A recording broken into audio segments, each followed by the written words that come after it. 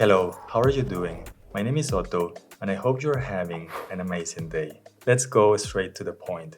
This is the GoPro Hero 11, one of the best-selling action cameras that has a high video resolution and is waterproof down to 10 meters. And this one is the new Insta360 GO3, a super tiny camera that has a similar size to a AA battery, a low weight of 35 grams, and it's waterproof down to 5 meters. You probably know that there has been a lot of hype around the GO3, but I want you to know that my videos do not follow the marketing hype standards that we see most of the time, and this video is not sponsored. The new Insta360 GO3 has been redesigned to take advantage of this action pod. You can use the camera with or without it, but when you attach the GO3 inside, it looks and feels like an action camera, where the only downside is that it is not waterproof. There is a big screen in the back that is touch enabled, and you can flip this around for selfie mode or adjust it in any angle that you want. For example, at 90 degrees or so for low angle shots, which I found to be very convenient. If you compare this to the front screen on the GoPro 11, you can tell that this is not too big, and I don't like the fact that it's not touch enabled, so you cannot change any settings. And if you want to do that, you need to flip the camera around over and over just for that. If you don't use the GO3 inside the action pod, this can be used as a remote control, so you can see a live view of the camera, change the settings, or start and stop recording. The range is about 5 meters, which I think is just fine. The Insta360 GO3 has an internal memory of 32, 64, or 128 gigabytes. There is no way to add more memory, so you need to be careful when you select either capacity.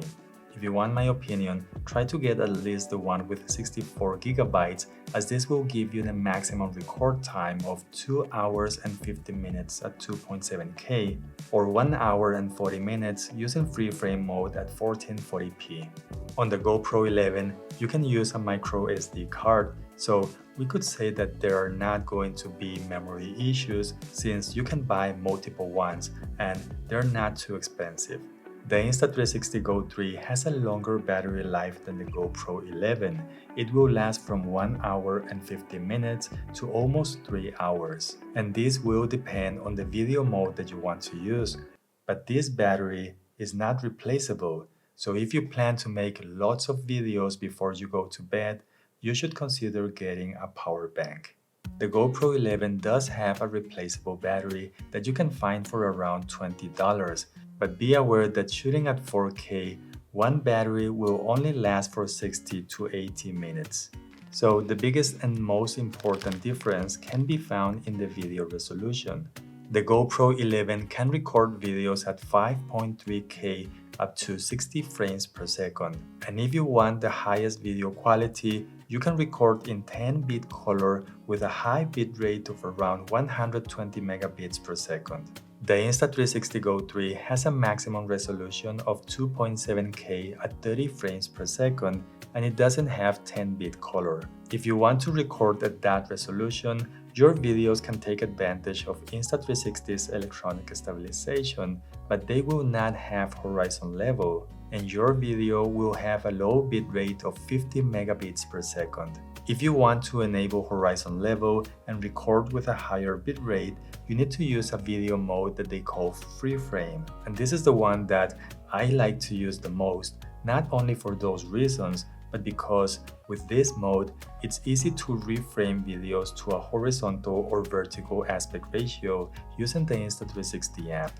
The downside of this mode is that it has a maximum resolution of 1440p at 50 frames per second. The new sensor on the GoPro 11 allows to record with an 8:7 aspect ratio, and this will let you reframe your videos in the same way as the GO3. Now, if you compare videos taken on the GO3 against 4K videos on the GoPro 11, there is a clear difference in the quality, and this becomes more evident if you start to zoom in or if you watch this on a bigger screen. So 1440p may not sound like a big deal for some of you, but if you're going to use your videos for social media, they're going to be good enough for many people.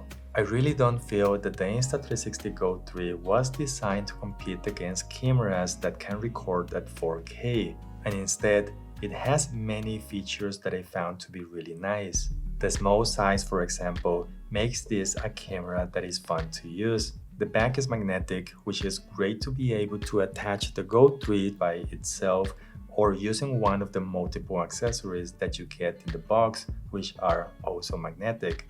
Like this pendant that you can wear under your shirt and then place the GO3 like this, or you can use this to attach the GO3 to a non-magnetic surface.